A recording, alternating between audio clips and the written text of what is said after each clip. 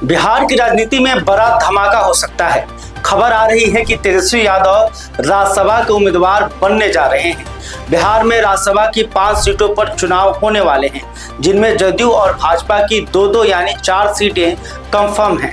5वीं सीट किसके हिस्से में जाएगी, इस पर लगातार सस्पेंस बना हुआ था, क्योंकि 5वीं सीट के लिए किसी भी पार्टी या गठबंधन के पास बहुमत नहीं है। हालांकि इस सीट पर एनडीए भी कैंडिडेट उतारने का मन बना रहा था, लेकिन बड़ी चर्चा यही चल रही है कि महागठबंधन क्या करेगा। क्या 5वीं सीट ऐसे ही बिना लड़े एनडीए के हवाले कर देगा या उम्मीदवार उतारकर वोटिंग को दिलचस्प बनाएगा। अब राजनीतिक गलियारों में यह बात निकलकर सामने आ रही है कि तेजस्वी यादव खुद 5वीं सीट पर चुनाव लड़ने का मन बना रहे हैं। पार्टी सूत्रों का यहां तक कहना है कि तेजस्वी यादव के नाम पर एनडीए के कई विधायक भी क्रॉस वोटिंग करने को तैयार है।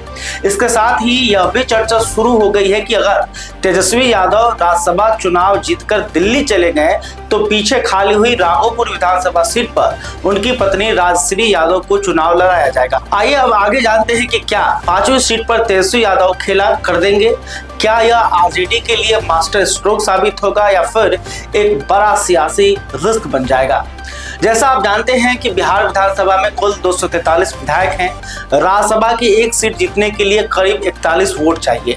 एनडीए यानी कि बीजेपी, जदयू और उनके सहयोगी के पास 200 से ज्यादा विधायक हैं, मतलब 4 सीटें लगभग तय है। लेकिन असली मुकाबला है 5वीं सीट का। अगर विपक्ष एकजुट हो जाए, अगर क्रॉस वोटिंग हो जाए, अगर छोटे दल साथ आ जाए तो मुकाबला दिलचस्प हो सकता है और इसी 5वीं सीट के लिए तेजस्वी यादव का नाम सामने आ रहा है। अब सवाल है कि तेजस्वी यादव क्यों खुद राज्यसभा जाना चाहते हैं, और इससे भी बड़ा सवाल है कि स्पष्ट वोट न रहने के बावजूद क्यों ऐसा रिस्क लेना चाहते हैं। इसके जवाब में कहा जा रहा है कि बिहार विधानसभा में आरजेडी सिर्फ 25 सीटों पर है। तेजस्वी यादव नेता प्रतिपक्ष जरूर हैं, लेकिन उनके विधायकों की संख्या कम है, इसलिए विधानसभा में अब उनकी मजबूती नहीं है। अगर वो राज्यसभा गए तो उन्हें राष्ट्रीय मंच मिलेगा। दिल्ली की संसद से वो बेरोजगारी, माइग्रेशन, बिहार के विकास जैसे मुद्दे उठा सकते हैं। मीडिया कवरेज बढ़ेगा।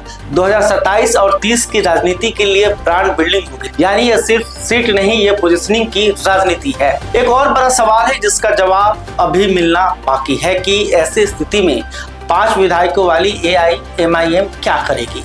अगर वो साथ आए तो विपक्ष को फायदा होगा, या अगर उनका वोट बटा तो स्पष्ट तौर पर एनडीए को फायदा होगा।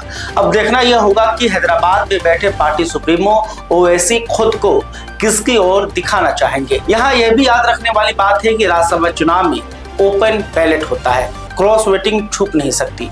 अगर तेजस्वी मैदान में उतरे और हार गए तो इसका निगेटिव पॉलिटिकल मैसेज आएगा, कार्यकर्ताओं का तो मनोबल गिरेगा ही। एनडीए 5-0 से जीत और क्लीन स्वीप का नैरेटिव बना देगा, और अगर तेजस्वी जीत गए तो एनडीए की परफेक्ट स्ट्राइक रेट टूटेगी, विपक्षी एकता का संदेश जाएगा, तेजस्वी राष्ट्रीय नेता बनकर उभरेंगे और 2027 से पहले बड़ा मनोवैज्ञानिक बढ़त बन जाएगा। इसलिए यह सिर्फ चुनाव नहीं, इमेज की लड़ाई है। तो इस वीडियो में फिलहाल इतना ही। आप क्या सोचते हैं कमेंट करके जरूर बताइएगा, और अभी तक आपने हमारे चैनल को सब्सक्राइब नहीं किया है तो तुरंत कर लें। वीडियो फेसबुक पर देख रहे हैं तो पेज को भी फॉलो कर लें। बहुत बहुत धन्यवाद।